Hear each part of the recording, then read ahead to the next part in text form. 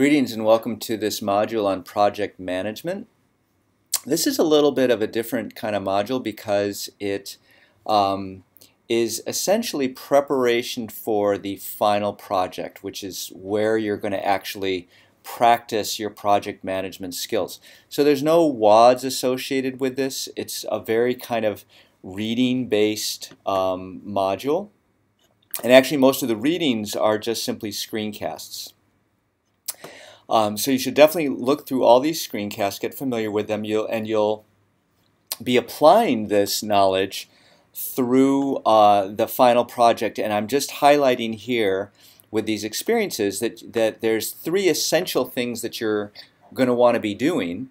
You're going to want to understand issue-driven project management, which is the basic approach to dividing up a significant task into small chunks when you're working in a team, how that should work, and issue-driven project management is kind of the simplest way that I think you can go about effectively and quickly building a project of moderate complexity in a small group, let's say less than 6 or 9 people. So it will, I think for most of the kinds of projects you're doing at this point in your career, issue-driven project management is a pretty good skill to have. It's very lightweight, will get you there pretty quickly. Experience project hosting is stuff that we've been working on this semester. I'm just kind of putting it together again, which is how do you use GitHub to actually manage all the artifacts of software process development.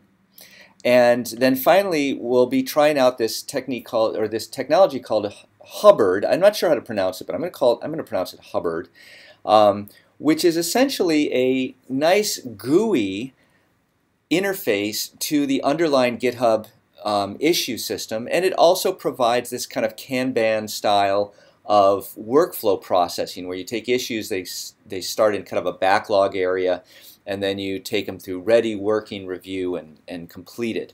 And I think using this Hubbard technology is going to make it much easier for you to visualize what people are working on, when they're working on it, who has stuff to do, who's finished what. You can get at all that using GitHub issues, but it's a lot more painful. So we're going to try that, and I got a little video that shows you how you actually set that up.